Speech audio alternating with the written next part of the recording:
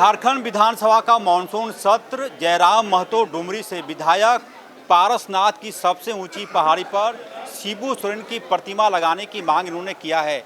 दादा, इसके पीछे क्या सोच है आपकी? इसके पीछे मेरी सोच ये है कि मैं बचपन से जो उनका किस्सा सुना हूँ, वो किस्सा डुमरी से रिलेटेड है, वो किस्सा टुंडी से रिलेटेड है, वो किस्सा तोपचाची से रिलेटेड है, वो किस्सा पीरटार से रिलेटेड है और बीच में वो पारसनाथ तो केंद्र है। आंदोलनकारी पारसनाथ में मैंने आसन लेते थे, आश्रय लेते थे, वो वहाँ आराम करते थे जंगलों में, पर्वतों में, पहाड़ों में। तो गुरुजी का एक क्षेत्र रहा है पारसनाथ, तो इसीलिए मैंने मांग किया है। बोलेंगे कि जयराम महतो राजनीति शुरू कर दिया इस मुद्दे पर? राजनीति क्या करेंगे? सम्मान की बात है तो सरकार आपकी है, वहाँ अवैध बिल्डिंग बन रहे हैं और आप गुरुजी की प्रतिमा नहीं लगा पाएंगे तो बहुत बड़ा दुर्भाग्य का बात होगा इस राज्य के लिए। यदि आपकी मांग पर सरकार आगे हो जाएगी तो फिर तो बैकफुट पर सरकार को आप ले जाएंगे। नहीं, बैकफुट पर क्यों जाना, फ्रंट पे आइए।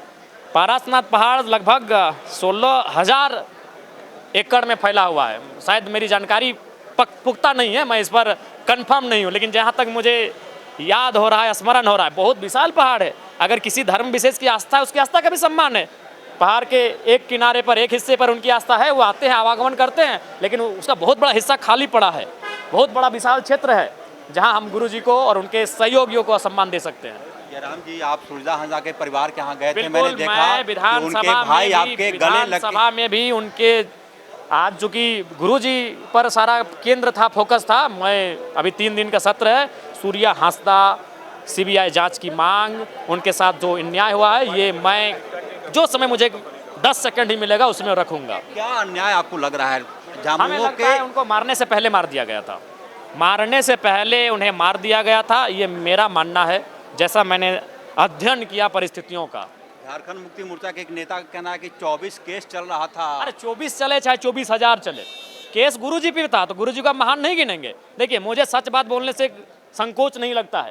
केस गुरुजी पे भी था, समय बना था, एक माहौल ऐसा बना था कि गुरुजी के इनकाउंटर तक का आदेश था। गुरुजी उम्र कैद से फांसी से बरी हुए, केस किस पे नहीं था? जो आंदोलन करता है, जो जल जमीन जंगल की बात करता है, उस पर केस होता है। इसका मतलब स्पष्ट है, जो व्यक्ति बयान दिए हैं उनका जेएमएम से कोई सरोकार नहीं है, वह हमें लगता है मुख्यमंत्री के कृपा के पात्र होंगे। केस की बात करते, केस गुरुजी पे था, केस विनोद बिहारी पे था। ये गुरुजी का नारा था कि जेल का ताला टूटेगा, विनोद बिहारी छूटेगा। अरे जिन्होंने राज को गढ़ा है उनके नाम पे केस था।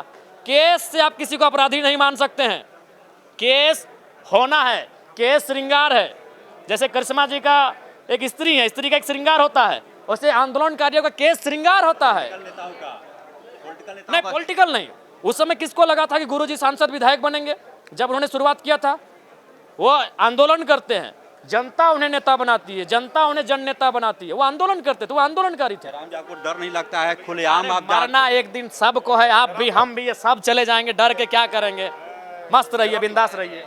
जयराम महतो खुलेआम बोलने वाले नेता, डुमरी से विधायक सूरजा हांसदा के मुद्दे पर सरकार को बैकफुट पर लाने की कोशिश कर रहे हैं। सवाल पूछा गया कि क्या पुलिस आपको डर लगता है? उन्होंने साफ शब्दों में कहा कि मरना सबको एक दिन है, यदि मरना लिखा होगा तो मर जाएंगे।